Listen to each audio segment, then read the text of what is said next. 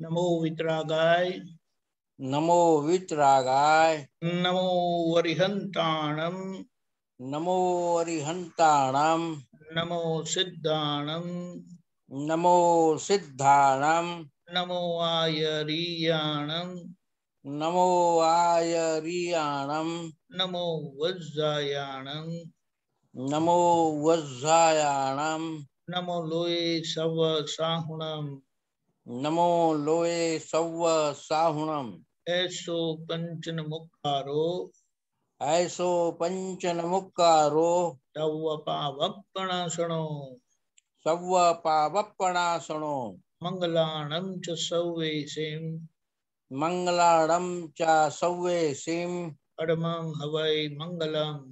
परमं हवै मंगलम्। ओम नमो भगवते वासुदेवाय, ओम नमो भगवते वासुदेवाय, ओम नमः शिवाय। ओम नमः शिवाय। जय सच्चिदानंद, जय सच्चिदानंद, जय सच्चिदानंद, जय सच्चिदानंद साहब। जय सच्चिदानंद। भोलेनाथ जी आ गए हैं। भोलेनाथ जी, जय सच्चिदानंद। जय सज्जन, जय ये गुड। अरे अरे, वेरी अनफॉर्चुनेट है। चलो सर, प्रश्न लेते हैं मनीषा बहन। जय सच्चिदानंद। दीनानंद जी, कोटि कोटि प्रणाम।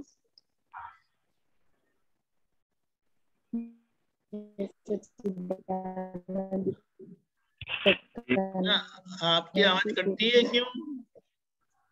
मनीषा बेन ની આવાજ કટે છે। કદાચ વિડિયો ઓફ કરો।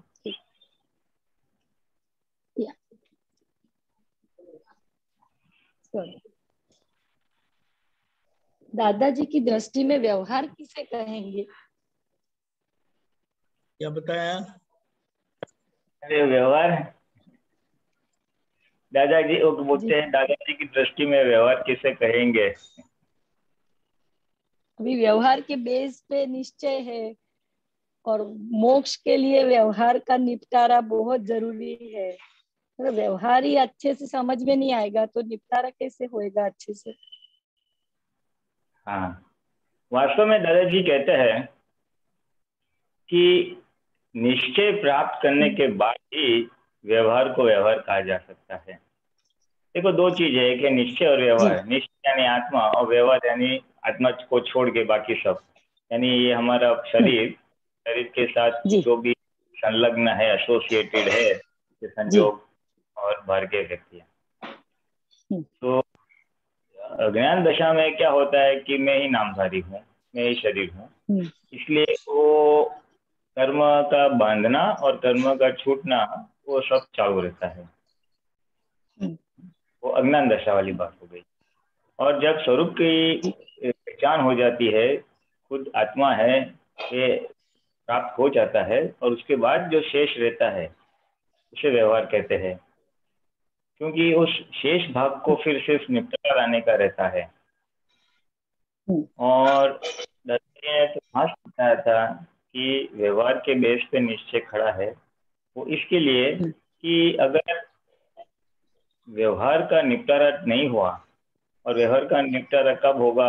जब किसी को दुख नहीं होगा, किसी के ऊपर हमारा क्लेम बाकी रहेगा, तब जाके व्यवहार का निपटारा होगा।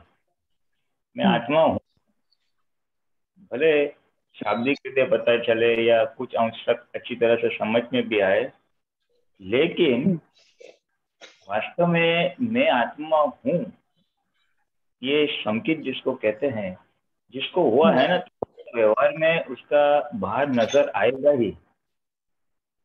क्योंकि वो मैं शरीर नहीं हूँ वो आ जाता है, और अगर मैं शरीर नहीं हूँ वो भाग आ जाता है, तो फिर शरीर का जो राग या द्वेष होता है, शरीर के साथ संलग्न जो राग या द्वेष होते हैं, वो भाग फीके हो जाते हैं, कम हो जाते हैं। दूसरे शब्दों में कहे तो विराटता दिखाई देगी। सही विराटता तभी दिखाई देगी जब हमें ये पता चले कि मैं कौन हूँ। जब हम शरीर से अलग होते हैं निश्चित दृष्टि होने के बाद, निश्चित दृष्टि प्राप्त होने के बाद हम अलग होते हैं। और जब हम अलग हो जाते हैं तो ही ये व्यवहार होता है, व्यवहार वितरागता पूर्वक होता है। और व्यवहार में पता चलेगा कि इस आदमी ने आत्मा प्राप्त किया है कि नहीं। तो एक वितरागता दिखाई देगी, दूसरा संयम दिखाई देगा, वो उसका ही दूसरा स्वरूप है। वितरागता बोलो, संयम बोलो, एक दूसरे के ऐसे ही सिक्के के दो बाजू ही है। संयम यानी क्रोध मान माया लोभ का। क्रोध मान राग द्वेष का है, लोभ और उसको राग कहा है। तो इसमें वितरागता दिखेगी, में कषाय का संयम आएगा, तब जाके व्यवहार प्राप्त किया है, निश्चय प्राप्त किया है, ऐसा हम कह सकेंगे। इसलिए दादा बोले मैं हमारे लिए भी अगर ये प्रश्न आप पूछे कि व्यवहार के बेस पे निश्चय खड़ा है, तो मैं कहूँगा हम सभी महात्माओं के लिए ये बहुत ही लागू होता है। क्योंकि पहले हम बोले मैं आत्मा हूँ, ये सब है, लेकिन व्यवहार में जब तक शुद्धिकरण नहीं आएगी, डिस्चार्ज होते हुए कर्म, डिस्चार्ज होते हुए कषाय यानी क्रोध मान माया लोभ तो पिघलते नहीं जाएंगे, तब तक ये आत्म जागृति बनी नहीं रहेगी। मैं शुद्धात्मा हूँ, सेपरेशन वाला भाग है जी क्या नहीं जी जी जी डिस्चार्ज क्रोध, डिस्चार्ज मान उसको हटा देगा। इसलिए दादा ने बोला व्यवहार, अभी आत्मा तो प्राप्त किया है तो बाकी क्या रहा, तो कि व्यवहार का निकास। आत्मदर्शी प्राप्त करने के बाद बाकी शेष क्या रहा, तो कि व्यवहार का निकाल। और जब तक ये निकाल अच्छी तरह से नहीं होता तो निश्चय टिकेगा भी नहीं और एक क्लेम बाकी रहेगा, व्यवहार का सेटल होना कम होगा। दूसरे शब्दों में एक बार दादा भगवान ने उल्लेख किया था कि ये परमाणु जो शरीर से जो सब परमाणु बने, वो क्या बोलते हैं, आपको शुद्धात्मा दृष्टि प्राप्त हो गई, यानी आपकी बिलीफ बदल गई कि मैं शुद्धात्मा हूँ। लेकिन हमारा जो वाला भाग है, हमको जो चार्ज किया हुआ है, उसका तो निपटारा लाना पड़ेगा ना। इसलिए दादाजी ने बताया कि व्यवहार के बेस पे अभी निश्चय टिका हुआ है। जब तक व्यवहार शुद्ध नहीं हो जाता है, निश्चय की पूर्णाहुति नहीं होगी, पूर्णाहुति। बाकी तो व्यवहार ही है। इसका मतलब क्या है कि व्यवहार टेम्पररी है, व्यवहार हमारा बनाया हुआ है। हमने जो भाव किए थे उस हिसाब से कर्मों के परमाणु चार्ज हुए, तो आज वो परिणाम दे रहे, चार्ज हो रहा है। व्यवहार टेम्पररी है, ये बात समझना बहुत जरूरी है। हमारे जो संबंध है, घर के संबंध, बाहर के संबंध, मित्रों के साथ, भाई बहन, ये सारे टेम्पररी एक अवस्था है। तो व्यवहार को अगर समझना है तो व्यवहार एक टेम्पररी है, व्यवहार में सुपरफ्लुअस करना है, व्यवहार का निपटारा लाने का है। और एब्सोल्यूट राइट या एब्सोल्यूट रॉन्ग नहीं होता है, ये रिलेटिव सत्य है। सत्य है मैं इसका फादर हूँ, इसकी माँ हूँ, या जो भी हमारे संबंध है वो सापेक्ष है। माँ बाप कब बनते हैं, तो बच्चा के जन्म के बाद ही माँ बाप बनते हैं, बच्चे नहीं है तो माँ बाप नहीं बनते हैं। तो रिलेटिव है, रिलेटिव यानी सापेक्ष है। बच्चे है तो माँ बाप है, शादी हुई तो पत्नी आई तो पति हुआ, पति नहीं है। और टेम्पर अभी कोई बोलेगा तो क्या है, तो क्या बोलेगा दुबेर है, तो ये दुबेर है वो कुछ समय तक टिकने वाले, बाद में शाम या रात हो जाने वाली। तो सारा व्यवहार इस प्रकार का परिवर्तनशील है, निरंतर चेंज होने वाला।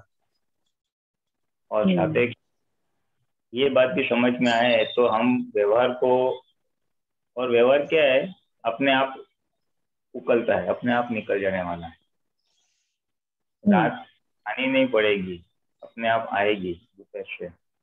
बाल सफेद नहीं पड़ेंगे, उम्र के हिसाब से अपने आप हो जाएंगे। बाजार से कोई फल भी लाते हैं तो अपने आप कच्चे होते तो पक्के हो जाएंगे, और पक्के है तो फिर और भी ओवर राइप हो जाएंगे और फिर बिगड़ जाएंगे अगर कुछ वापरा नहीं। तो ब्यूटी ये है कि वो अपने आप परिवर्तनशील है।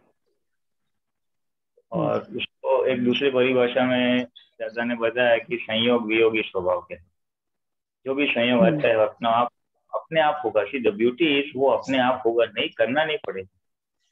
जी। अभी जन्म हुआ तो मौत अपने आप आने वाली है, मृत्यु अपने आप आने वाली है।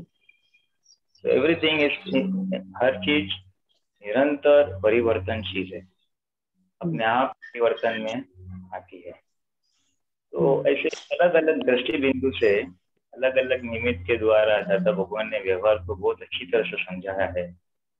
टेम्पररी, एवर चेंजिंग, रिलेटिव, सापेक्ष, इसका निकाल करना है, वो हमारा स्वरूप नहीं है, हम सनातन है, हम एब्सोल्यूट है, हम सनातन है, हमारा सुख भी सनातन है, हमारा ज्ञान दर्शन भी सनातन है, यानी आत्म निश्चय की वश है।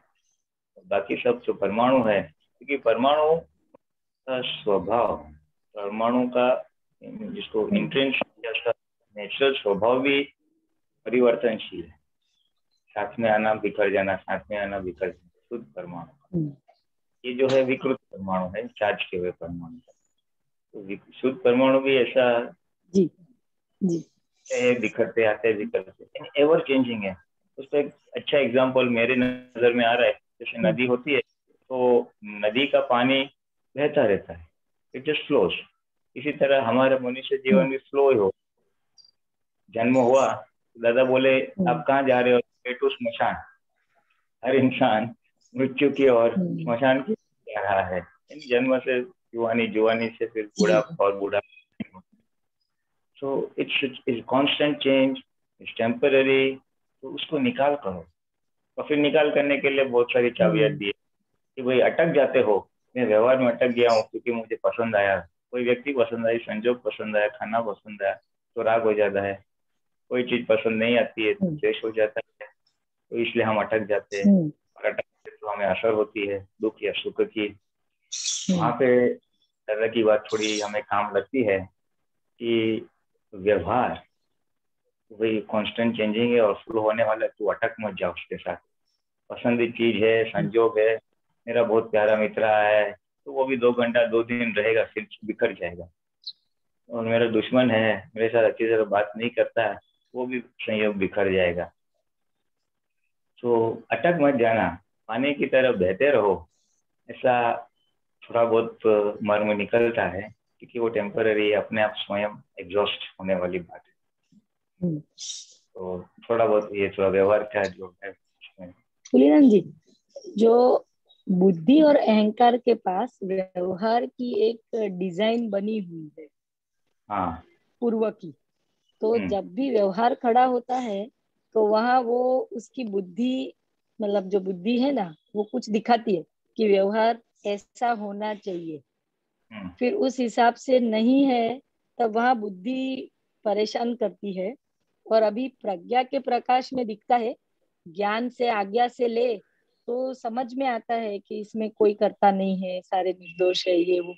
पर वो जो अंदर वो जो व्यवहार की वो उसकी पकड़ है या मान्यता है, आग्रह है, वो पार्ट खड़ा हो ही जाता है। फिर वापिस वहां प्रज्ञा से देखे, आज्ञा से सेट करे, तो वो जो थोड़ा सा वो जो बीच में टाइम गैप आता है ना, तप वाला पार्ट वहां, तो इस प्रोसीजर को कैसे कम करे? वो आपने तो एक्चुअली आगे की बात बता दी कि मेरा बुद्धि का जो डिजाइन है उसके हिसाब से नहीं हो रहा है और तब असर होती है। काफी लोगों को तो ये पता ही नहीं चलता है, असर में लुप्त हो जाते हैं। आपको तो अच्छा कि पता भी चला कि बुद्धि का डिजाइन है, या जिसको दादा भगवान ने पोतापन होगा है और उसके अंदर उसकी असर तो आती है, वो प्रकृति में रहेगी। दादा भगवान ने बताया वो चार्ज के वह भाग डिस्चार्ज होगा, और उसका सोल्यूशन एक ही है कि हम इस प्रकृति से सेपरेट रहे जागृति पूर्वक। मैं शुद्धात्मा हूँ और फाइल नंबर 1 अलग है। ये जागृति अगर हमारी बनी रहे तो उसमें जो असर वाला भाग है वो कम होगा। पहली बात, वो डायरेक्टली इस स्टेज पे नहीं पहुंच सकेंगे, डायरेक्टली इतनी जागृति नहीं बनेगी। तो क्या करना पड़ेगा कि जो हम डिजाइन लेके आए हैं, जिससे हम तन्मयाकार परिणाम आता है, तो वहां पे हमें आज के ज्ञान के अनुसार, आज की जो हमारी अपेक्षा है चित्रार्था की, उसके इसको क्या बोलते, वो उल्टा ऐसा आटा घुमाने का, उल्टी कि भाई ऐसा ना होना चाहिए, अगर मुझे बहुत राग हो रहा है तो ये ना हो मेरा, ये क्रोध हो रहा है तो क्रोध नहीं होना चाहिए। रिवर्स अभिप्राय जी आज के अनुसार मुझे रिवर्स अभिप्राय करने चाहिए, ताकि जो डिस्चार्ज वो हो रहा हुआ मार्ग है, डिस्चार्ज मन वचन काम में हो रहा है, उसकी इंटेंसिटी टूट जाए, उसकी इंटेंसिटी जी कम। जी जी और वो इंटेंसिटी कम होते होते एक स्टेज आएगी कि उसकी वो खड़े तो होगा लेकिन असर नहीं। जी लाई हुई बुद्धि का आपने बताया ना, जो बुद्धि में डिजाइन लेके आई है जी जी जी तो होगी, लेकिन उसकी असर नहीं होगी, क्योंकि आज का ज्ञान भी इक्वली ऑपरेट होगा। हाँ काउंटर वेट जैसा है, वो लाया हुआ माल जी अगर 100 पॉइंट का है, जस्ट समझने के लिए 100 पॉइंट्स का है, और जी हमारी आज की समझ 20 पॉइंट्स की है, तो उसको रेनफोर्स करते करते हम उसको 20 को हाँ 100 तो बैलेंस आउट हो जाएगा। तो जब माल खड़ा जी होगा तो एक दरवाजे भी खड़ी होगी और फिर न्यूट्रलाइज होगा, और उसके हिसाब से हम खींचे अन्वयकार नहीं हो जाएंगे। ये कुछ ऐसा करते करते वो भरा हुआ माल एग्जॉस्ट हो जाएगा, फिर हमको बिल्कुल असर नहीं होगी। दादा भगवान तो अनंत साफ करते करते आए थे, तो उनकी इंटेंसिटी काफी कम थी, तो इस अवतार में तो संपूर्ण हो गए, इसलिए उसको निखालस बोलते हैं या ट्रांसपेरेंट भी बोलते हैं। यानी कषाय इतने जीरो है तो कि पूरा आत्मा का प्रकाश डायरेक्ट आता है और हर पार सब चीज दिखाई देती है। तो हमारे लिए एक गोल जैसा है कि अभी हमें की भी पूर्णाहुति करनी है, केवल ज्ञान संपूर्ण सेपरेशन बॉडी से ऐसा रहना है। तो ये बीच वाला भाग को एग्जॉस्ट करना है, या तो अपने टाइम पे जब निकलेगा तब एग्जॉस्ट करो, या प्रोएक्टिवली थोड़ा पुरुषार्थ करके थोड़ा इसका ढीला कर सकते हैं हमारे पास। जी, यदि दादा के ज्ञान और आज्ञा इतनी पसंद आती है तो प्रकृति का रक्षण करने का मन नहीं होता है, उसके साथ बैठना अच्छा नहीं लगता है। जो पहले बैठे रहते थे और उसी की मिठास लेते थे, वहां अभी अच्छा तो नहीं लग रहा है। तो इसको 100% क्रॉस ओवर करना है, थोड़ा यहाँ थोड़ा वहां नहीं बैठना है। हाँ, ऐसा ये लगता है कि शुद्धात्मा की सीट बिल्कुल नहीं छूटे। अरे ऐसा लगता है। ये तो बहुत बड़ा स्टेटमेंट किया आपने, बहुत बड़ा स्टेटमेंट किया कि मुझे शुद्धात्मा की सीट छोड़नी नहीं है, क्योंकि जरा भी छूटती है और प्रकृति में तन्मयाकार हो जाते हैं तो पसंद आता नहीं है। ये तो बहुत बड़ी बात है। अगर किसी को इस चीज का चस्का लग गया, जिसको बोलते हैं ना एक आदत लग गई, जिसको लूज बोले तो नशा लग गया, लूज भाषा में, तो उसको अगर एक लग जाए ना, लगनी, जिसको लगनी, सही शब्द लगनी है, जिसको अगर लगनी लग जाए तो बस बहुत हो गया। दादाजी यही करना चाहते थे, आपको एक बार आत्मा की लगनी लग गई ना, तो फिर जितनी भी बार प्रकृति में जाओगे वापस पटाख करके आत्मा में आ जाओगे, बाहर जाओगे आत्मा में आ जाए, बाहर जाएगा, ऐसा करते करते करते आत्मा में स्थिर हो जाओ। उदय कहीं के आएंगे। देखो, अगर दादा भगवान का एग्जाम्पल हम उनके जीवन में देखें तो उनको भी काफी उतार चढ़ाव आए। बिजनेस में भी उनके ऊपर आक्षेप लगे थे, अच्छा मुनाफा भी हुआ था, काफी समय कुछ बिजनेस में लॉस भी हुआ था। फिर हेल्थ की दृष्टि से भी देखे तो उनको काफी बीमारियां आई थी, बड़ी बड़ी जॉन्डिस हुआ था, आखिर में वो कफ का तो था ही, कंजेशन वगैरह। सो व्यवहार भी था, कॉन्ट्रैक्ट का धंधा शुरुआत के स्टेज में किया था, बाद में बंद हो गया। तो व्यवहार में भी उनको उतार चढ़ाव आए थे, फिर भी वो सेपरेट रह के उन्होंने निकाल किया। तो अगर हम भी इस तरह से एक लगनी लग जाए आत्मा में रहने की, तो उतार चढ़ाव वो फाइल नंबर 1 वाला भाग है, वो तो आते जाते रहेगा, लेकिन असर वाला भाग बाहर के प्राकृतिक उदय कर्म की हम चाहती है, वो असर वाला भाग। बस हम ये सब जो सत्संग कर रहे हैं इसी के लिए कर रहे हैं कि किस तरह से हम ये हमारी फाइल नंबर 1 या प्रकृति को समझे, और उसको डिस्चार्ज होते समय कैसे हमारी जागृति पे आवरण ना आए, इसलिए समय कौन सा ज्ञान का उपयोग करे, कौन सी दादा की बताई हुई चाबी का उपयोग करे, ताकि डिस्चार्ज मोह और डिस्चार्ज कषाय हम पर असर ना करे। यही है हमारा सत्संग का उद्देश्य। बहुत अच्छा, ये सत्संग से बहुत लाभ होता है। पहले तो अच्छी अच्छी टेव थी जो भी सद्गुण थे, उस पे बहुत गर्व किया क्या, हाँ कितने अच्छे ये कुल में जन्म लिया और इतने अच्छे अच्छे गुण है। अभी समझ में आया, दादाजी ने बोल दिया कि दोनों भ्रांति है, सूटे हो कूटे हो, दोनों को एक ही उसमें डाल दिया दादाजी ने, तो उसका भी वो कुछ रहा नहीं अच्छा बुरा जैसा, कितना अच्छा कर दिया दादा ने। वो देखो, आपने एक बड़ी अच्छी स्टेटमेंट कर दी कि सूट है वो और कूट हो। पहले मेरे में अच्छी आदत थी, उसका गर्वरस था, लेकिन दादाजी के विज्ञान कैसे दोनों खुदगल पक्ष में जाते हैं, दोनों डिस्चार्ज में जाते हैं, इसलिए सूट है वो, यानी मेरी अच्छी कुदरती बख्शिश की भी कुछ विशेष महत्व नहीं है, ऐसा हम समझते हैं जैसे आपने। तो ये है ना कि आपको रियलाइज हो, बहुत बड़ी बात है। उसका मैं थोड़ा एक एक्सटेंशन कहता हूँ कि हम इसको दूसरों की प्रकृति में भी अप्लाई कर सकते हैं। सामने वाले हमारे साथ जो लोग व्यवहार करते हैं उसमें भी कुछ अच्छे गुण हैं, कुछ बुरे गुण हैं। तो सूटे वो कूटे वो भी पुद्गल का भाग है, वो भी आत्मा से भिन्न है। हमको रिलेटिव और रियल व्यू पॉइंट दिया है सामने, दोनों देखने। तो जब हम ये भी समझ में आए कि फूटे भी उसके हाथ में नहीं है, तो उसके प्रति जो अणगमा या जो चीड़ आती है वो भाग भी डाइल्यूट हो जाएगा, और हमें हमारे उसके शुद्धात्मा देखने में, उसे निर्दोष देखने में, और हमारे में रहने में ये काम आएगा।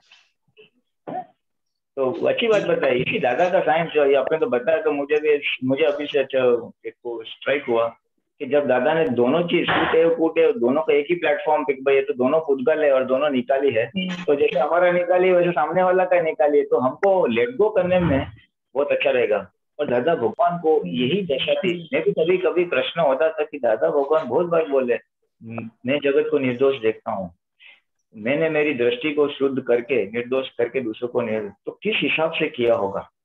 तो इस हिसाब से ये ऐसा उन्होंने छोड़ दिया। ओके चलो, हाँ जय सच्चिदानंद। ओके, जय Sachchidanand. Thank you, thank you. जय सच्चिदानंद।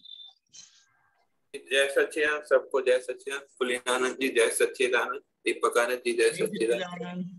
मेरी आवाज आती है जी? थोड़ा नेटवर्क का प्रॉब्लम है। बोलिए। दुखड़ा उपकारी थाय CD 12।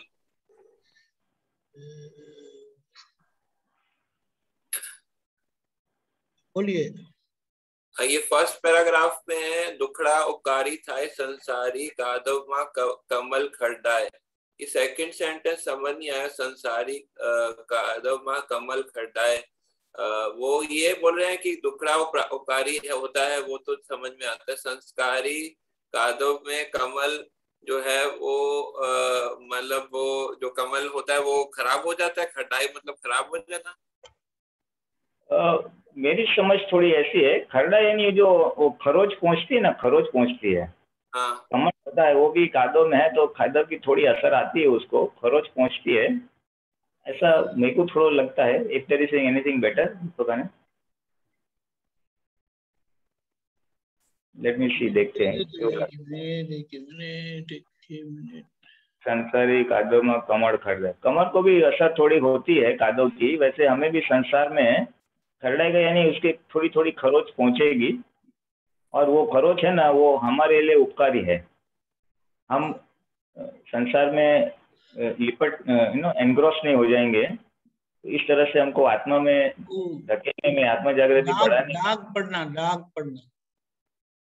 पड़ना। तो नेक्स्ट पैराग्राफ में फर्स्ट सेंटेंस है, दुख अज्ञान मारू मुद्गल तत्वनु एने न चैन आवे क्या है?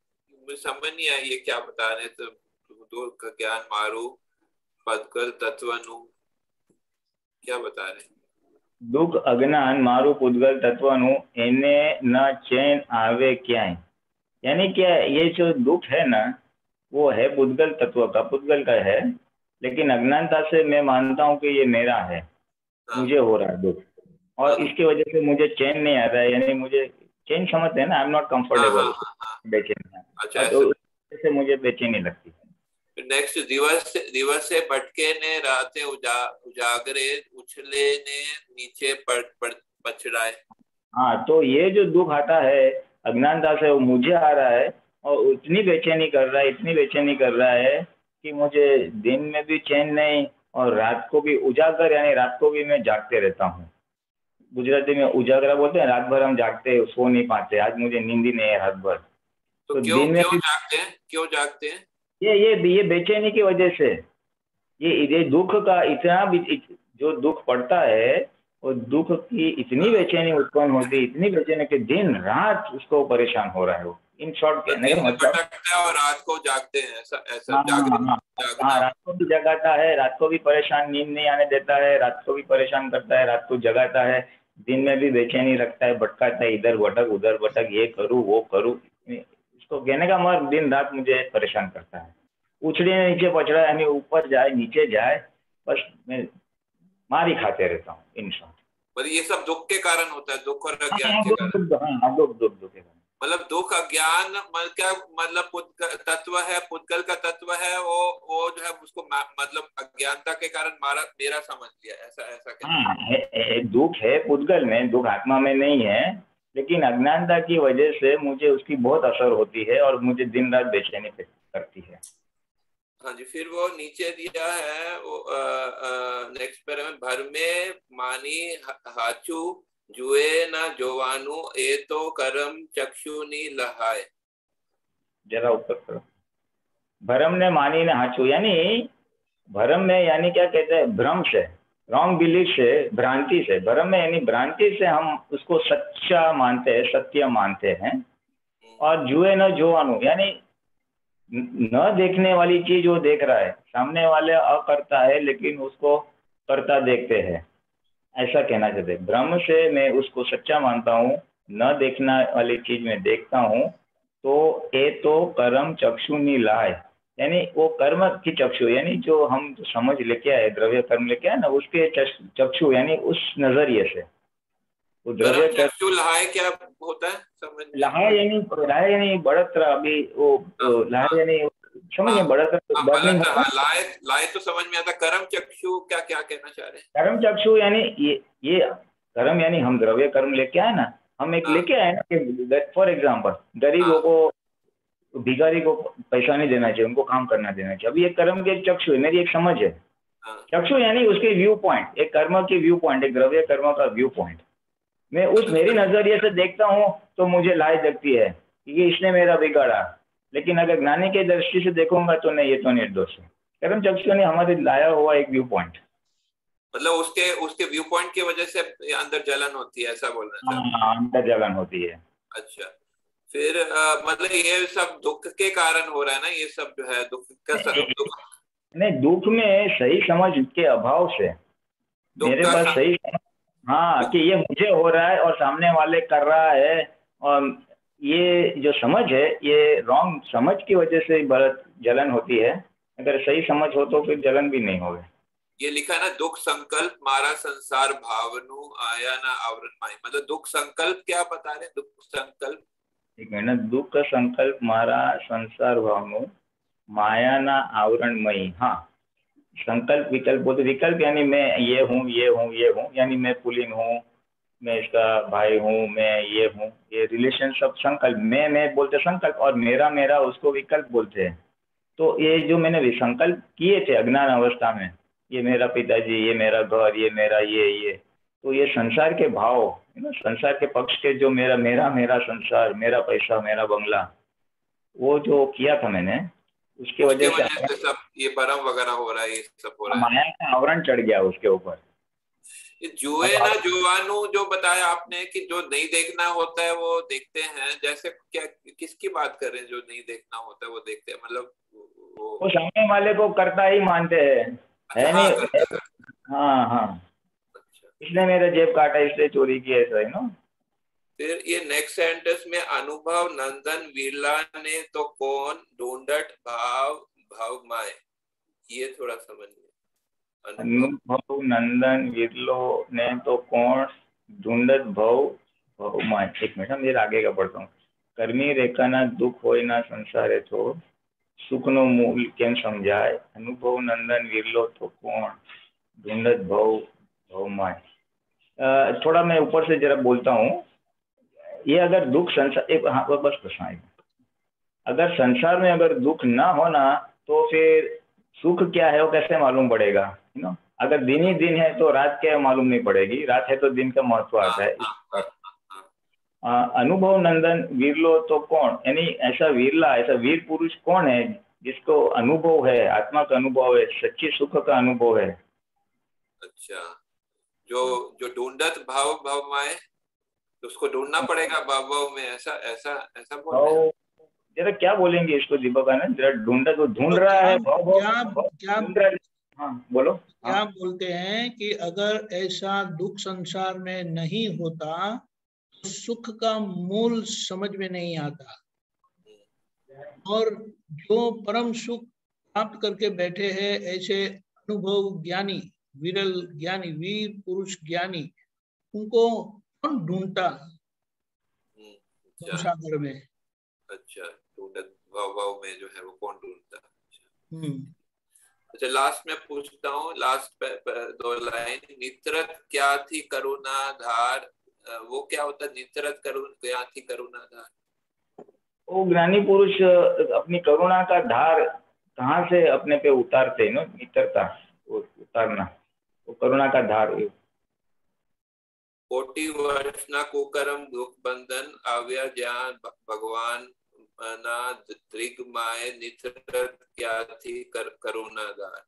कोटि वर्ष के कुकर्म और दुख बंधन आव्या जहाँ भगवान दुर्गमा, ये नहीं समझ में आव्या जहाँ भगवान त्रिगमा। मेरे ख्याल से वो भगवान वो आते हैं ना, जरा दीपक भाई थोड़ा समझाओ थोड़ा प्रॉपर्ली। ऐसा है, कोटि वर्ष के कुकर्म यानी गलत पाप कर्म और दुख के बंधन में जब ज्ञानी पुरुष मिलते हैं और अपना खुद का स्वरूप लक्ष्य में आता है, भगवान लक्ष्य में आते हैं, तो भी करुणा हमारे पर उतरती है। नितर क्या थी, ऐसे अगर मिलते नहीं तो करुणा मेरे पर कैसे उतरती।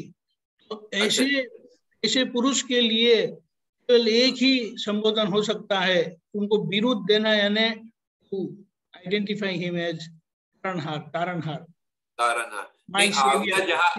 जहाँ भगवान, आपने थोड़ा सा वॉइस भी कट गया, मैं थोड़ा इसलिए दोबारा पूछ। इसका मतलब क्या होता है कि कोटि वर्ष के वर्षों के अवतारों के कुकर्म और दुख बंधन में जब ऐसे ज्ञानी पुरुष मिल जाते हैं और खुद की पहचान हो जाती है कि मैं कौन हूँ, और ऐसे विरल पुरुष से जब हमें करुणाधार यानी कृपा प्राप्त होती है, तो ऐसे पुरुष को हम तारणहार कहे बगैर नहीं रह सकते। वो वाला सेंटेंस आव्या जहाँ भगवान ऐसे परिस्थिति में जब भगवान लक्ष्य में आते हैं, यानी मेरे जीवन में आते ज्ञानी पुरुष, तो उनकी करुणा से मैं जो निकल जाता हूँ ये दुख बंधन में से, तो उनको मैं तारणहार कहे बगैर रह नहीं सकता। He becomes my savior. एक लास्ट में मैं पूछना चाहता हूँ, ये जो मतलब ये जो कर्ता कौन है, वो मतलब खरे जी पूछते हैं, मुझे ये मिला है कि स्वामी सीमंदर भगवान मेरो केवल ज्ञान उगाड़, सेवक आयो तेरे द्वार भेजियो दादा भगवान। तो ये मेरा भी इसमें थोड़ा सा समझना है कि ये मतलब कि जैसे प्रत्यक्ष दादा भगवान की साक्षी बोलते हैं, तो वो मतलब उसका यही मतलब होता है कि दादा भगवान की चिट्ठी लेके जा रहे हैं, ऐसा भेजियो दादा भगवान। उसमें थोड़ा मेरे को ऐसा लगता है कि कर्तापना भी आ रहा है थोड़ा सा, मतलब कविराज के शब्दों में थोड़ा सा किसी प्रकार का ऐसा कर्तापन। ये सीडी कौन सी है? CD 6 है, CD 6 है। स्वामी सीमंदर भगवान मेरो केवल ठीक है। सेवक आयो तेरे दार भेजियो दादा। थोड़ा बहुत उनको ने थोड़ा एक minute, let me bring it. मैं ये बोलना चाह रहा हूँ कि ये भेजियो दादा भगवान जो लिखा है, तो इसमें दादा भगवान भेजियो, ये कविराज जी थोड़ा यही बताना चाह रहे हैं ना कि मतलब दादा भगवान का वो रेफरेंस है, या दादा भगवान ने मतलब दो तरीके से समझ में आता है एक तो रेफरेंस के हिसाब से, और दूसरा कि असल में किसी ने आपको भेजा है, ठीक है, वो भी मतलब लिटरल मीनिंग समझ में आता है। तो जैसे वो जो है मतलब मतलब अभी कविराज जी क्या अर्थ है वो नहीं मैं बता सकता, लेकिन थोड़ा ऐसे हो सकता है, ऐसे मुझे समझ में आता है। मेरे थोड़ी समझ में ऐसा है कि दादा ने हमको जो संकेत दिया है, आत्मदृष्टि प्राप्त की है ना, तो ये हम क्या है, हम चौथे आरे के लायक बन जाते हैं, एक अवतारी बन जाते हैं। तो बस तो उस हिसाब से मैं श्रीमंत स्वामी के पास हमारा जन्म होता है महाविद्या क्षेत्र में, और वहाँ पे फिर वो बोलता है कि भगवान देखो मैं आपके द्वारा आया हूँ। दादा भगवान ने भेजा नहीं, दादा भगवान ने मुझे संकेत प्राप्त किया है, मुझे आत्मदृष्टि प्राप्त की है, दी है, आत्मदृष्टि दी है, और अभी उस दृष्टि के बदौलत मैं आपके आया हूँ। अब बस थोड़ा बहुत जो केवल ज्ञान के आखिर के जो वो आवरण है वो आप कृपा करके खोल दीजिए ऐसा। ये जो है मतलब ये जो है मतलब थोड़ा डीप मीनिंग है, वो लिटरल मीनिंग भी हो सकता है कोई अगर थोड़ा सा तो अभी मेरे कुछ इतना कुछ ध्यान नहीं दिया है, तो थोड़ा भक्ति से ऐसा है, हम भक्ति भाव में हम ऐसा थोड़ा बोल सकते हैं। हाँ ठीक है, धन्यवाद, जय सच्चिदानंद। एक सूर्य जी,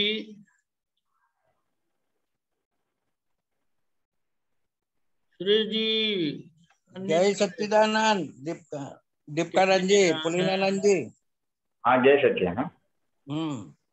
अभी आपने एक शब्द बोला, बड़ा अच्छा लगा मुझे, कि एक ही जन्म में आपको माने मोक्ष मिल सकता है, ऐसा वो कुछ उसमें आ रहा था पद में, दादा के विचारों के अनुसार।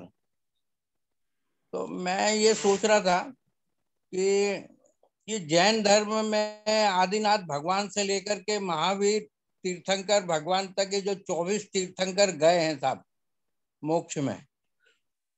हेलो, हाँ सुन रहा हूँ, बोलिए, मैं सुन रहा हूँ। तो इसमें कोई 25वां अभी तक आया नहीं कि सर कोई गया ही नहीं कि तब से उसके बाद में कोई मोक्ष में साहब? एक तो प्रश्न कभी कभी मन में आता है, क्योंकि मोक्ष एक तो अपन कहते हैं कि लिबरेशन, साल्वेशन, माने जीवन मृत्यु से माने जन्म लेना बंद हो जाता है पूरा, ये सब पूरा। तो ये कभी कभी कुछ समझ में नहीं आता है, एक तो कुछ भी आता है। अच्छा, फिर ये हिंदू धर्म में, जैन धर्म में भी दो हो गए हैं, एक तो श्वेतांबर हो गए हैं, वो लोग भी बोल रहे हैं कि हम भी मोक्ष में जा रहे हैं साहब, और ये लोग भी जा रहे हैं, दिगंबर लोग भी मोक्ष में जा रहे हैं। सब लोगों का अलग अलग वे है, सॉल्यूशन है मोक्ष जाने का। तो ये क्या सब महाविद्य क्षेत्र में इकट्ठे होंगे कि क्या है? और हिंदू लोग भी कह रहे हैं कि हम लोग भी मोक्ष में जा रहे हैं भक्ति मार्ग से, तो ये लोग भी मोक्ष जा रहे हैं। तो अभी कुछ समझ में नहीं आता है कि कैसे क्या सब इकट्ठे एक ही जगह होंगे सभी लोग जीव, कि अलग अलग है उन लोगों का मोक्ष द्वार साहब? हाँ, इसमें थोड़ा दादाजी ने बताया है कि मार्ग भी जैन, ये जो बताया ना आपने, वो क्रमिक मार्ग है, यानी क्रम से हम आगे बढ़ते हैं। यानी कुछ क्रोध मान माया लोभ, कुछ परिग्रह इस जन्म में समाप्त किए, फिर आगे के जन्म में इस प्रकार से। और ये प्रोसेस है कि हमको संकेत प्राप्त हो। और ये जो बाकी जो हिंदू धर्म आपने बोला, इसको या वेदांत मार्ग बोले, तो वो मार्ग से भी लोग आगे बढ़ रहे हैं, यानी शुद्धिकरण के मार्ग में, कषायों के शुद्धिकरण। और जहाँ दोनों मिलते कहाँ पे है, तो संकेत के स्टेशन पे दोनों मिलते हैं, यानी मैं आत्मा हूँ ऐसा। हाँ, संकेत, मैं आत्मा हूँ। हाँ, और फिर वहां से फिर मोक्ष मार्ग कॉमन हो जाता है कि अभी मैं आत्मा हूँ और ये प्रकृति का निवारण लाने का है बस। तो ये एक थोड़ा ब्रीफली, ये थोड़ा कैसा हम आध्यात्मिक के एंगल से थोड़ा समझ सकते हैं। और ये एक क्रम मार्ग की थियरी हो गई, और हमारे लिए अक्रम है, इसलिए हमको डायरेक्टली संकेत प्राप्त हुआ है। और अभी एक दो अवतार में जब भी हमारे कर्म का निवारण हो जाएगा, शून्य हो जाएंगे, तो हम भी मुक्त हो जाएंगे। नहीं, हिंदू धर्म में कहा गया है कि योग दर्शन में मोक्ष को केवल्य अथवा मोक्ष कहा गया है, समझे ना। आत्मा को पर्याय कहा गया है, आत्मा असंख्य है ऐसा बताते हैं, जो सब धीरे धीरे दुख को निवारण करते करते है ना मोक्ष की समाधान में पहुंचती है साहब। अच्छा, फिर कहीं कहीं शिव जैसे हैं, पहले माने हिंदू धर्म बताता है कि सबसे पहले मोक्ष जाने वाले शिव थे, शिव भगवान थे। तो ऐसा मैंने शास्त्रों में कहा। अभी कभी कभी मन में ऐसा आता है कि ये हिंदू धर्म के हमने सही ढंग से कुछ जानकारी प्राप्त की है कि मैंने कुछ समझ में नहीं आता, क्योंकि ज्यादातर हिंदू लोग यही समझते कि व्रत कर लो, उपवास कर लो, त्योहार मना लो, पूजा कर लो, देवी देवताओं की पूजा कर लो टाइम पर, बराबर। आज अष्टमी है, कल आठम है, परसों एक सप्तम है, सप्तमी है, तो ये पूजा पाठ में पड़े रहते हैं साहब।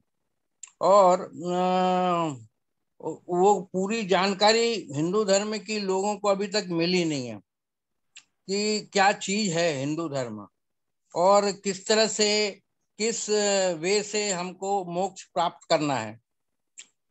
तो बहुत सारी चीजें हमको खुद को नहीं मालूम रहती साहब। अब दादा ने एक शॉर्टकट दे दिया, रियल रिलेटिव, और बहुत शॉर्टकट दे दिया, बहुत ही शॉर्टकट दे दिया कि आप एकदम से तटस्थ हो जाते हो। सिर्फ कुदरती रचना देखो, अपना अपनी व्यवस्थित वो देखो, अपना क्या आप लेकर के आए हो उसका निवारण करते करते आप सीधे चले जाओगे, है कि नहीं साहब? हाँ कभी बस कभी ये भी हाँ देखो, ये भी खरे जी, क्रमिक मार्ग बहुत लंबा चौड़ा है, और बहुत लंबा। हाँ बहुत लंबा चौड़ा है। और हिंदू एक फिलोसॉफी है, अपनी तरह से आगे बढ़ो, जैसे हम ना व्रत जप को त्योहार मनाओ, वो भी एक क्रमिक मार्ग है। वो तो हमको दादा भगवान मिले इसलिए हम अक्रम के लिफ्ट में बैठ गए, नहीं हमको इसी में से कोई रास्ता अपनाना ही पड़ता था। जैन लो या ये हिंदू धर्म, वेदांत धर्म लो, जो भी ले लो, समझ ना। तो हमारे लिए तो शॉर्टकट हो गया। बाकी ये मार्ग तो बहुत कठिन है, बहुत लंबे है, और बहुत कुछ करते करते आगे बढ़ने का है। तो नहीं ये नहीं, अच्छा समझ जैन धर्म में भी है ना, कभी कभी ये मन में प्रश्न आता है कि ये सिर्फ महावीर स्वामी को ज्यादा पूछते, पहले दूसरे तीर्थंकर को नहीं पूछते, तीसरे तीर्थंकर को नहीं पूछते, चौथे तीर्थंकर की कोई व्याख्या कहीं ज्यादा मंदिरों में नहीं आई। सीधे 24वें तीर्थंकर हैं जो महावीर स्वामी, उनकी ज्यादा पूजा होती है। किंतु हिंदू धर्म में आप देखो कि आज से 95,000 वर्ष पहले जो देवी देवता थे, माने शिव थे, ब्रह्मा थे, माने कृष्ण थे, राम थे, उनकी पूजा अभी तक चली आ रही है, उन देवी देवताओं की कंटिन्यूसली साहब। हाँ बराबर है ना। ये जो आप बोले ना, कृष्ण भगवान वो भी नेमिनाथ भगवान के समय में थे। तो वो अच्छा। 23rd तीर्थंकर थे। 22nd महावीर भगवान 24वें थे। फिर उसके पहले पार्श्वनाथ भगवान 23rd थे। फिर नेमिनाथ भगवान 22nd थे। और नेमिनाथ भगवान के समय में समकालीन कृष्ण भगवान थे।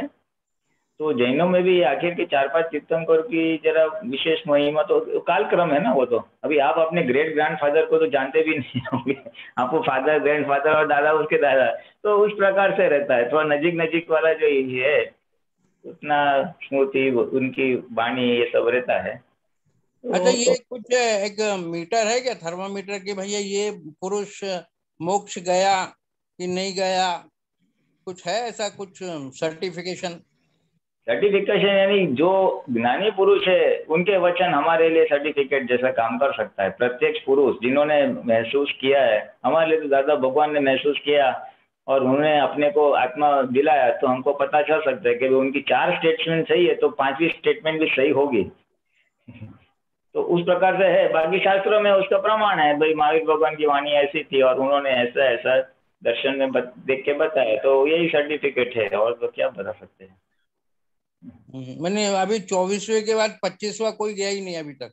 वो नियम है ना, वो तो कुदरत का नियम है। कुदरत का नियम है कि वो अर्ध चक्र में नियम से 24 तीर्थंकर होते हैं, 9 वासुदेव, 9 प्रति वासुदेव, जो 63 सलाह का है ना, वो एक नेचुरल एडजस्टमेंट है।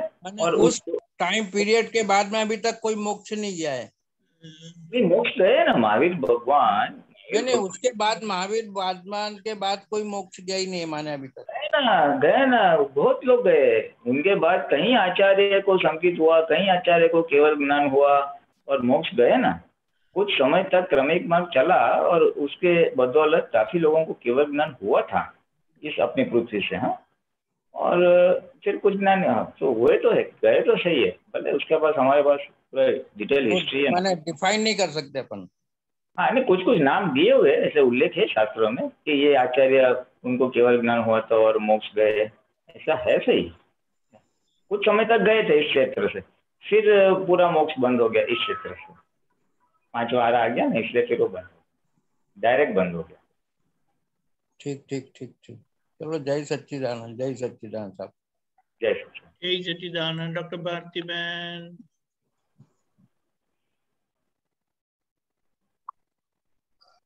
जय सच्चिदानंद। बोलिए। जय सच्चिदानंद। आज का एक सेंग आया था, यह मुझे धोखा दे गया, वैसा बोला तो भयंकर कर्म बांधता है, वो समझाइए। अभी I have noticed that only the people you trust a lot, they can also do that. धोखा ज्यादा देते बहुत लोग है, बहुत जगह में ऐसा देखी। हाँ, तो दादा भगवान ने बताया था कि एक कलयुग की एक निशानी है कि यहाँ पे धोखेबाज या दगा फटका, ये कलयुग की निशानी है कि कलयुग की निशानी में ये सब अधिक मात्रा में होते ही है, ये होते ही इस प्रकार के है कि ऐसे हमके धोखा हो सकता है। तो ये एक जानने वाला है, जैसे बोले ना द्वेष का प्रमाण ज्यादा है और राग का प्रमाण कम है, काल का एक प्रभाव इस प्रकार के कर्म के अधिक मात्रा में नजर में आते हैं। तो वो तो आप जो बोल रहे हैं कि जिसके ऊपर हमने विशेष भरोसा किया है वही हम दगा दे जाता है। तो वो एक निशानी है, अभी सबको नहीं है लेकिन होते हैं ऐसे केसेस होते हैं, ऐसा कहना चाहते हैं। पुण्यशाली को ना भी हो ऐसा। मुझे अभी ये है ना, ये एक मुझे धोखा दे गया वैसा बोले तो भयंकर कर्म बांधता है, ये नॉन महात्मा के लिए ये स्टेटमेंट है कि किसी को हम दोषित या कर्ता देखते हैं तो वो बांधता है। अभी रेफरेंस टू कॉन्टेक्स्ट है, यानी अगर हमें उसके ऊपर जिसने हमें धोखा दिया है उसके ऊपर तीव्र द्वेष आता है, तीव्र द्वेष, तो हम भयंकर कर्म बांधते हैं ना, क्योंकि तीव्र द्वेष आएगा तो क्या होगा, बदला लेने की भावना बहुत तीव्र हो जाएगी, और जब बदला लेने की भावना तीव्र हो जाएगी तो फिर आप बदला लोगे, और बदला लोगे तो और कर्म का बंधन होगा आपको, और फिर उसका फिर भुगतान भी आएगा। किसी ने मेरे को दुख दिया या मेरे को धोखा दिया तो मैं उसको बदला लूंगा, तो मैं उसको दुख देगा तो वो भी फिर वो तीव्र वो बदले की भावना करेगा, तो ये हिसाब किताब बढ़ेगा और कितने सारे जन्म वो एक दूसरे के बैर को पूरा करने में जाएगा। तो इस व्यू पॉइंट से जिसके पास आत्मदृष्टि नहीं है उसके लिए बताया है कि वो भयंकर कर्म बांधता है। ये हमारे लिए इतना, हमको तो होता है लेकिन हमको दुख होगा, लेकिन फिर आगे पीछे हमको ज्ञान तो हो ही जाएगा कि ये अपना हिसाब से निर्दोष है वॉटेवर। तो कुछ जितना हिसाब है उतना शायद पीड़ा देगा, डिस्चार्ज अहंकार को थोड़ी कष्ट, लेकिन फिर हम दादा को याद करेंगे, दादा ये भी इसमें से रास्ता निकालो, और फिर कुछ ना कुछ ज्ञान का हम उसका उपयोग करके हम अपने आप को फिर स्थिर कर सकते हैं। और बहुत लोग ऐसा भी मानते कि इनके वजह से ही हमारा लाइफ ऐसा रून हो गया, नहीं तो नहीं हम बहुत अच्छा रहते थे, ये भी मानते हैं बहुत लोग ऐसा। हाँ। ये अज्ञानता की एक समझ है, अज्ञान जहाँ पे मैं करता हूँ और सामने वाला करता दिखाई देता है तो वहां पे ऑब्वियसली दोषारोपण होगा कि इसके वजह से मेरा लाइफ रूइन हो गया। और दादा का ज्ञान है तो दादा के ज्ञान के अनुसार तो हमको तो पता है कि हिसाब में अपना था, सामने वाला निमित्त बनता है और हमको ऐसे धोखा देता है, हमारे साथ ऐसा कुछ बर्ताव करता है जिसके वजह से हमारा लाइफ रूइन हो गया। पिछले अवतार में हमने क्या होता है, हमने जरूर कुछ ऐसा भारी कर्म किया होगा, किसी को इतना दिया होगा कि उसका रिएक्शन आज हमारा पूरा जीवन ऐसा रूइन हो गया, जिसको बोलते खराब हो गया। और एक कॉन्सिक्वेंस ऐसा है कि किसी एक आदमी को अभी जहाँ बहुत ट्रस्टवर्दी लोग 4, 5 या 10 लोग ऐसा धोखा दिए तो उसको सस्पिशन ज्यादा हो जाता, किसी को भी ट्रस्ट नहीं कर सकता। एंड दादाजी बोलते सस्पिशन इज वो सस्पिशन जो है वो बहुत इट्स वेरी बैड बोलते, सस्पिशन कैरेक्टर, शंका, शंका, हाँ suspicion हाँ, means शंका, they don't trust anybody, they don't trust anybody, सबको suspect they, I mean they see everybody with suspicion, ये भी दे धोखा देता होगा वो भी।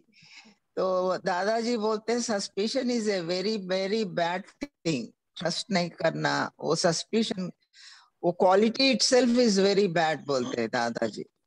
हाँ बिल्कुल सही है, दादाजी ने शंका पर तो बहुत ही लाल बत्ती बताई हुई है। दादाजी अच्छा। तो एक ही सेंटेंस में अगर बोलो ना, वारसे से बातें तो काफी की कि ये दुनिया में अगर बिल्कुल न करने जैसे कोई अगर चीज है, बिल्कुल न करने, तो वो है शंका।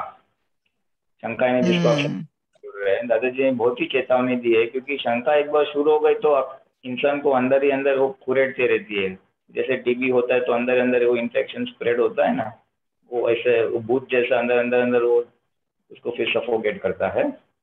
तो इसके लिए शंका को उस तरह से दादा ने बोला कि उसको उठा के फेंक देने का immediately, there is no solution to it, just remove it. वो एक अलग एक चैप्टर हो जाता है, अलग एक पुरुषार्थ का एक विषय हो जाता है।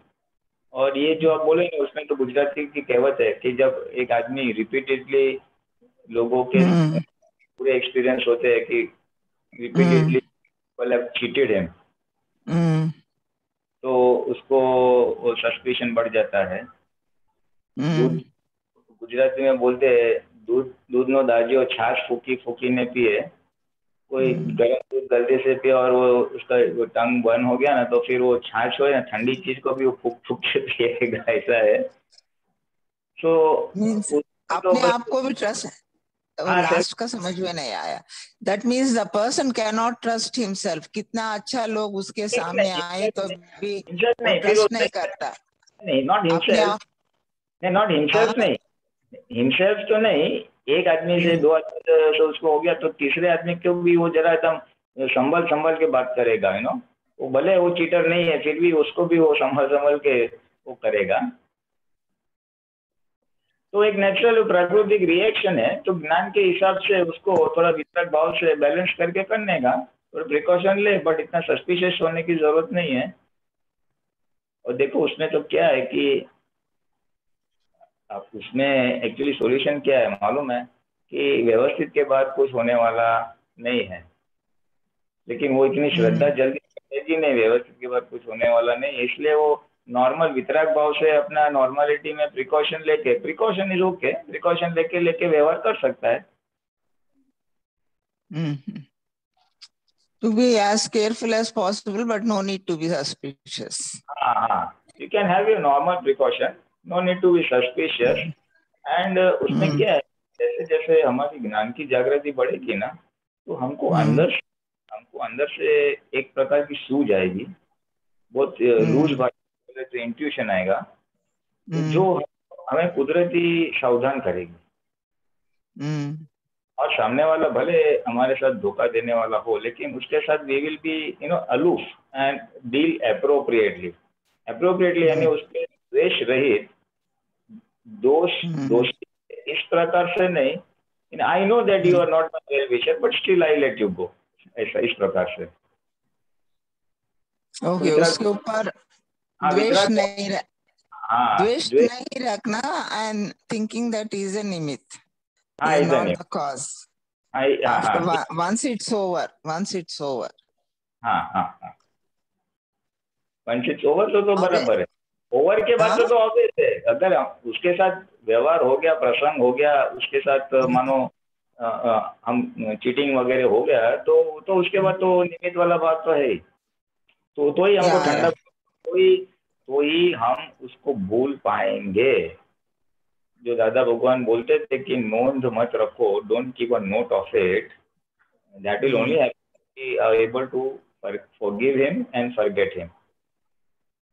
और वो फॉरगिविंग वाला भाग तो दादा के ज्ञान के अनुसार ही होगा कि वो ईशा अपना निमित्त था और वो अभी ईशा पूरा हो गया। और अपना ब्यूटी क्या है, अपने ज्ञान की एक बहुत ही सुंदर बात क्या है कि ये जो धोखा हुआ वो फाइल नंबर 1 को हुआ, मुझे नहीं, मैं तो शुद्धात्मा हूँ, पड़ोसी को दुख हुआ। तो ये भाग भी अगर रहता है तो काफी हद तक वितरकता है, या हमको जिसको बोलते हैं समाधि या निराकुलता रह सकती है।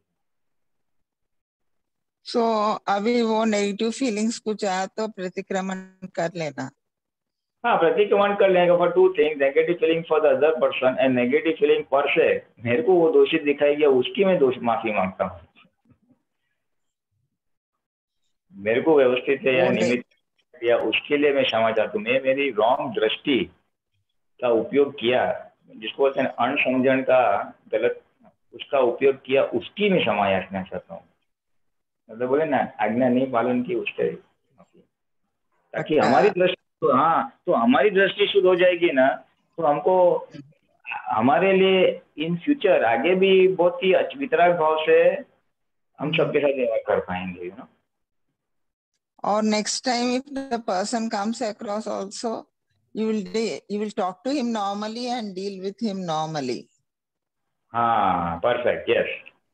अगर वो but you will not have any financial dealings because he may, and you may not believe everything what he is saying, and you may not have any other type of financial dealings, is it not? हाँ, या हाँ, ये भी कोई, फिर हम सावधानी से बरतेंगे, that's simple as that. Basically you see, financial dealing करो नहीं करो is one thing, but the most important thing मोक्ष मार्ग में क्या है मालूम है? वितरागता। हमें उसके प्रति द्वेष हो रहा है या नहीं हो रहा है, कीमत उसकी है। पैसे दो न दो, चीट हो न हो इज वन थिंग, बट द्वेष तो नहीं है ना, बस वो था।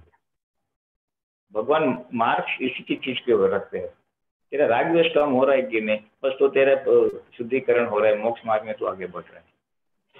अच्छा अच्छा, राग और द्वेष दोनों नहीं रहना, वितराग में, दैट्स इट। हमारा मोक्ष मार्ग है वितरागता। और बाहर वितरागता कब आ गई?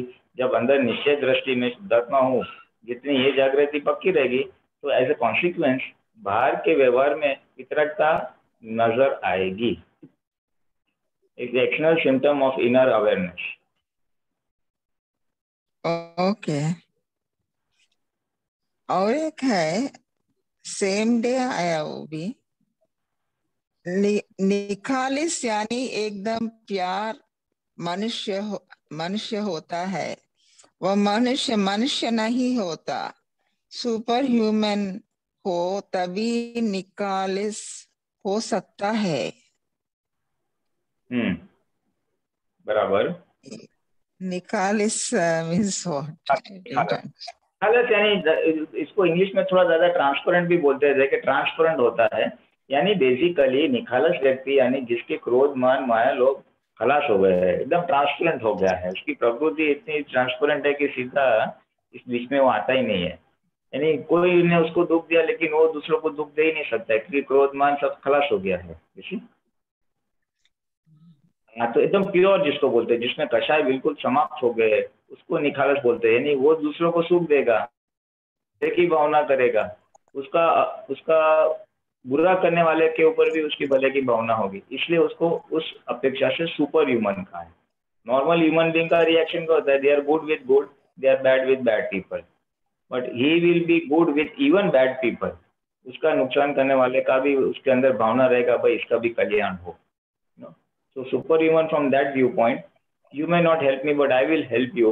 तो उस viewpoint से भी superhuman कहा गया है, and that only comes when a person does not have any expectations from others. दूसरों के पास से कोई चीज की अपेक्षा नहीं है और सिर्फ देना है, सुख देना है, कल्याण करना है, something like that. So और वो सब कब होगा? जब मेरे भीतर ही इतना सुख भरा पड़ा है और मैं इतना ही आत्मा में हूँ। इसलिए ये आत्मदृष्टि वाले की बात है, ये व्यवहार से जरा इट्स नॉट सो इजी। इतना आत्मदृष्टि में एंकर्ड या स्थिर हो गया है आत्मदृष्टि में, और इतने प्योर हो गया है, पुद्गल उसका इतना प्योर हो गया है, निखालस इसको बोलते हैं, इसलिए उसको उस पुद्गल को सुपर ह्यूमन करें कि they have no negative qualities, they are always wishing well for the welfare of the others, सबका भलाई इच्छा रखते हैं। उस हिसाब से एक शब्दों में रखा है कि निखालस यानी सुपर ह्यूमन, उसको संसार के कोई विचार नहीं आते, यानी वो निरंतर आत्मा में रहता है। तो पुद्गल और संसार, मेरा शरीर का क्या होगा, इसका ये करो वो करो, उसको परिणति है ही नहीं, व्यवहार परिणति, पुद्गल की परिणति ही नहीं है। तो ये सब व्यू पॉइंट से निखालस व्यक्ति को सुपर ह्यूमन कहा है, but basically this is the way. और हमारे लिए we are going towards that, जैसे जैसे हमारा भी पुद्गल शुद्ध हो रहा है, हमारे भी कषाय मंद हो रहे या एग्जॉस्ट हो रहे, तो we are going towards technique of purity. It's a time. Dada Bhagwan को जरा अनंत अवतार का था तो उन्होंने काफी कुछ साफ करके आए थे, इसलिए वो प्योर थे, वो टोटली निखालस थे। दादा बोले मेरे जैसे निखालस हो जाओ। हाँ दादा ये टोल्ड अस, आई मीन उनका स्टेटमेंट है। इसलिए आज भी he is a living idol for us कि भाई हमें उस दशा तक पहुंचना है, और उनके वचन है वो हमें रास्ता बताते हैं कि देखो ये अक्रम के बदौलत से आप यहाँ तक आ सकते हो। अभी जो आए हुआ है बट निखालस हो गए, अर्थात दुनिया का कोई भी डर रखने की जरूरत ही नहीं होती। हाँ देखो, this is one more symptom, जो व्यक्ति निखालस हो जाता है ना, उसको दुनिया का डर ही नहीं लगता है, क्योंकि उसको पुद्गल की इतनी प्योरिटी है, खुद का आनंद इतना है ना कि पुद्गल के प्रति उसको भय लगता ही नहीं है कि दुनिया में ऐसा होगा, क्या होगा, मैं आत्मा हूँ, आत्मा को कुछ होने वाला नहीं, उस अपेक्षा से डर नहीं रहता है। जो भी नुकसान हो, ज्यादा बोले ऊपर से एटॉम बम पड़े, ऊपर से अगर एटॉम बम भी गिरे तो वो AM पटेल पे गिरने वाले, मेरे पे थोड़ी गिरने वाला है। उस व्यू पॉइंट से, उस जागृति से, उस अनुभव दशा की जागृति से, खाली शाब्दिक नहीं, अनुभव दशा से वो निर्भय रहे कि मैं तो अनंत अमर, मैं अमर ऐसा शुद्धात्मा हो, क्या होने वाला, मुझे तो कुछ नहीं होना। इसलिए उस अनुभव दशा से वो बोलते हैं कि डर भी नहीं लगेगा, व्यवहार का, दुनिया का, संसार का डर नहीं लगेगा। अच्छा आगे बढ़ते हैं, सूत्र लगाया है तो it's a very good point ना, एक्चुअली ये हम सबके लिए एक प्रेरणादायक सूत्र है। उसका ऑटोमेटिकली रक्षण होता रहता है, उसका कोई भक्त कर ही नहीं सकता। ओह वेरी गुड, ये एक दूसरा व्यू पॉइंट मिला कि जो निखालस व्यक्ति है उसकी दूसरी क्वालिटी क्या है कि उसका कोई अहित या नुकसान नहीं कर सकता। अच्छा, दादा ने बोला था कि जिसका क्रोध 0 हो जाता है तो उसको का गुण उत्पन्न होता है, एक प्रताप होता है, एक प्रकार का एक होता है कि that will protect him, nature will protect him. कोई उसको नुकसान करने वाला आता है कि आज तो मैं इनको सुना ही दो बस, तो वो उसको 30-50 फुट की रेडियस में आता है ना, तो उसकी जो हिंसक भाव है वो ऑटोमेटिकली टूट जाएगी, हाँ, वो उसका एक शील, एक प्रताप नाम का एक गुण उत्पन्न होता है जो उसका रक्षण करता है। इसने लिखा ना, उसका ऑटोमेटिकली रक्षण होता है, उसका कोई भक्षण नहीं कर सकता है, उसका कोई नुकसान नहीं कर सकता है। Now this is the thing which can motivate us to go to that level कि प्योर हो जाओ, प्योर यानी संपूर्ण अहिंसक, जो बोलते हैं ना मन वचन काया से किंचित मात्र दुख न हो, यानी क्रोध मान माया लोग सारे हथियार हमने रख दिए, यानी उनके तो 0 हो गए थे बट एक शाब्दिक रूप में। दादा बोले ऐसा करो, कोई नुकसान नहीं कर सकेगा। एंड लास्ट में वी हैव एक्सपीरियंस्ड इट। वो दादा का इतना ताप था ना कि अगर हमने कुछ गलती की है तो रूम में एंट्री करते हैं ना जहाँ पे वो बैठे हैं, तो उनकी नजर में नजर नहीं मिला सकते हमको, हमारी गलती इतनी कुरेदती है। He doesn't have to say anything, doesn't have to look at you, वो हमारी गलती उतनी करते हैं। तो we have, I have all of us have experience that aura, you know, the power of purity जिसको बोलते हैं कि इतना शुद्ध है पुद्गल, इतने शुद्ध है पुद्गल कि उसको कोई दुख दे ही नहीं सकता है, हिंसा कर ही नहीं सकता है, और अपने आप ही दूर हो जाएगा। जो बोलते हैं ना, उसका कोई भक्षण नहीं कर सकता है, ऑटोमेटिक रक्षण कर सकता है, वो तो हमने देखा है, उसका तो हमने अनुभव किया है। और अनेक छुटक में सेपरेशन अनुभव है। एक विद्वान पुरुष आए थे जिसको थोड़ा शास्त्र का बहुत सारा अभ्यास था, और दादा ने बोला था, I will just find out, I know time is going up. एक शास्त्र के एक बहुत पंडित आए थे और उनको लगा कि दादा भगवान कौन है, सुना था तो चलो मैं दिखाता हूँ कौन है, देखे तो सही है क्या ज्ञानी है। तो आके बैठ गए थे पहले कि दादा भगवान अपना नॉर्मल टाइम पे आए, बैठे के, फिर थोड़ा सत्संग वगैरह सबसे करते रहे, थोड़ा समय निकला 10-15 मिनट। फिर उन्होंने बोला दादाजी मेरे को एक बात कहनी है। तो बोल अजी मेरे को प्रश्न पूछना है, बात करनी है, गले तक आती है लेकिन बोल नहीं पा रहा हूँ, क्या रहस्य है? तो दादा बोले तू किसके सामने बैठा है? 14 लोग के नाथ के सामने बैठा है, तू क्या पिपुड़ी बजाएगा? You know, so that power of purity, उसका रक्षण खुद करेगा, वो प्योरिटी रक्षण करेगी, वो है। तो ये जो अनुभव किया है ना, वो आज मेरे लिए, तो अगर पर्सनली मेरी बात करूँ तो एक प्रेरणा का स्रोत है, जिसको हम इंस्पायर कर सकते हैं कि इट वर्क्स। अहिंसक बनने से हमारा खुद का रक्षण हो जाएगा, हमको करना नहीं पड़ेगा। वो इतना मुझे अच्छी तरह से बैठ गया है ना कि वो एक प्रेरणा का स्रोत है कि हम भी उस रास्ते पे आगे। चलो अभी समय हो गया, मैं विराम करता हूँ। जय सच्चिदानंद। पुलिनांडिया त्रिमंत्र बुलाएं। डॉक्टर भारतीबेन फॉलो करिएगा प्लीज। नमो वितरागाय, नमो वितरागाय, नमो वरियंताणम, नमो हरिहंताणम, नमो सिद्धाणम, नमो सिद्धाणम, नमो आयरियाणम, नमो आयारियाणम, नमो वज्रायाणम, नमो वज्रायाणम, नमो लोये सौवसावणम, नमो लोये सवा साहुनम, ऐसो पंचन मुक्कारो, ऐसो पंचन मुक्कारो, उपावपनाशनो, सव पावपनासनो, प्राणंच सुवेशिम, मंगलानां च सवेसिम, मम हवै मंगलम। पद्मं हवै मंगलम। ओम नमो भगवते वासुदेवाय, ओम नमो भगवते वासुदेवाय, नमः शिवाय, ओम नमः शिवाय। जय सच्चिदानंद। जय सच्चिदानंद।